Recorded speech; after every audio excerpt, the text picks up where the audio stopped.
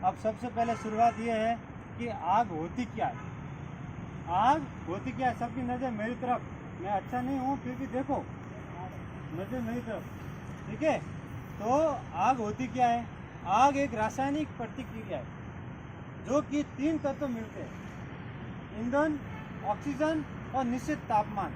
निश्चित तापमान में भी 62 डिग्री से ऊपर तापमान होगा, ये तीनों मिलेंगे तभी आग लगने की संभावना होगी, अन्यथा नहीं होगी। समझ गए? आग कितने प्रकार की होती है, कोई बता सकता है? बस एक जना फटाक से बोल दो जिसको आता है। 5 प्रकार की, ठीक है। 5 प्रकार की। पहली होती है साधारण आग। क्या है? साधारण आग। दिलीप उधर नहीं, आइनॉक्स नहीं देखना है, जाने के लिए तो मोहन नहीं होता है ना। अब मत देखो, मेरी तरफ देखो। मैंने क्या कहा? मैं अच्छा नहीं हूँ फिर भी देखो, ये आपकी मजबूरी है, ठीक है। तो पहली होती है साधारण आग।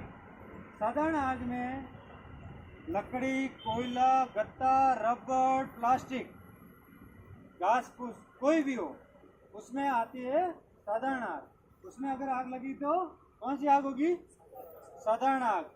साधारण आग को बुझाने के लिए फायर एक्सटिंग्विशर यूज में आता है, एबीसी, उसको डीसीबी कहते हैं। क्या कहते हैं? ड्राई केमिकल पाउडर, ठीक है। DCB dry chemical powder, ABC कहते हैं उसको, ठीक है। उसका जो मेथड है वो है कूलिंग मेथड। क्या है? Cooling method. उसको ठंडा करना ही पड़ेगा। रबड़ में आग लगी, फायर एक्सटिंग्विशर यूज किया, पाउडर है, कंट्रोल हो गया, थोड़ी देर बाद में फिर स्टार्ट हो जाएगा।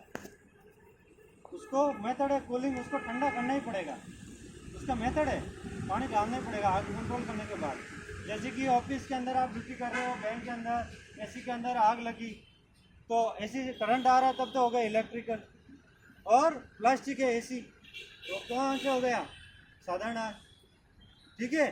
दूसरी होती है, मैं आपको बता देता हूँ, दूसरी होती है इलेक्ट्रिकल। क्या है? इलेक्ट्रिकल। उसमें जिसमें करंट आता है वो इलेक्ट्रिकल फायर है। एसी, कंप्यूटर, कोई भी हो, ऑफिस के अंदर, डीसी के अंदर, ट्रांसमिशन के अंदर, ठीक है।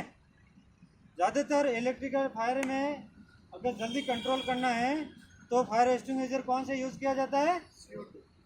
CO2, ताकि उस आग को जल्दी कंट्रोल किया जाता है।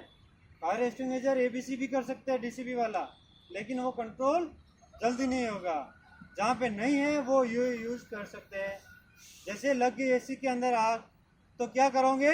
सबसे पहले आप जो एसी का जो मेन स्विच है वो बंद करोगे, ना कि पूरा ऑफिस बैंक का मेन स्विच बंद करोगे, क्योंकि किसी पार्ट विशेष के अंदर आग लगी है, ना कि पूरी ब्रांच के अंदर। किसी अगर आपकी अंगुली खराब है तो क्या हाथ काट दिया जाएगा? बताइए, अंगुली काट दी जाएगी ना, तो हाथ नहीं काटना है। तो सीधी सी बात है, एसी के अंदर करंट आ रहा है, आग लग रही है, तो एसी का जो मेन स्विच, जो प्लग है, उसको मेन स्विच से बंद करना है, वो साधारण आग में कन्वर्ट हो जाएगी। डीसीबी यूज़ करो, CO2 यूज़ करो, ठीक है नहीं। और अगर ऐसी स्थिति है तो पानी भी डाल सकते हैं। जहाँ कहीं ट्रांसमिशन में ड्यूटी कर रहे हैं तो वहाँ पे रेत का भी उपयोग कर सकते हैं। समझ गए? तीसरी आती है गैस फायर। कौन सी होती है? गैसीय फायर। अब गैस फायर में क्या होता है? घरों में आग लगती है, ठीक है, घरों में आग लगती है, या अभी सीएनजी का स्टेशन अब बने हुए हैं वहाँ पे आग लगती है, तो उसको आग को कंट्रोल करने के लिए कौन सा फायर एक्सटिंग्विशर यूज़ किया जाता है? कौन टाइप गैस में कहाँ आएगा? ये डीसीबी, ठीक है, डीसीबी यूज़ करो। और जो उसका जो है वो स्टार विजन है। क्या है? Star vision. अलग अलग उसको पार्ट को बिखेर दो। जैसे कि गैस का सिलेंडर है, ठीक है, घर पे आग लगी, नली के अंदर आग लगी, तो नली को निकाल दो और उसको बंद कर दो।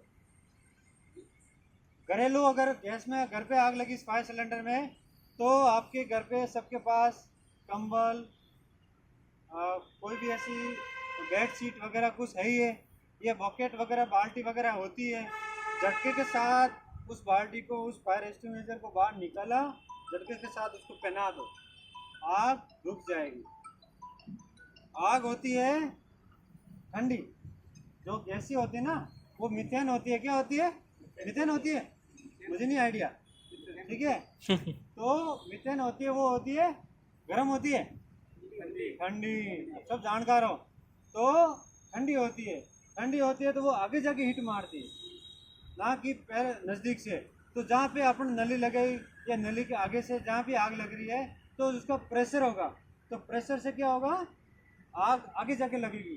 कभी भी आप देखा होगा जहाँ पे भी गैस की आग लग रही है, गैस सिलेंडर जैसे गैस वेल्डिंग करते हैं तो प्रेशर आता है, फिर आगे जाकर आग पकड़ती है, तो वहाँ से आप बंद कर सकते हैं,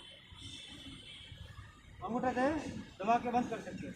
डरने की जरूरत नहीं है, घबराने की जरूरत नहीं है। फायर सिलेंडर हमेशा सीधा खड़ा होना चाहिए, गिरा हुआ नहीं होना चाहिए। जब तक वो गर्म नहीं होगी तब तक फटेगी नहीं, तब तक आप कंट्रोल कर सकते हैं आराम से। जैसे आग चल रही है नीचे से बैठ के बंद कर लो, घबराने की जरूरत नहीं है, इधर उधर तितर बितर होने की जरूरत नहीं है, ठीक है।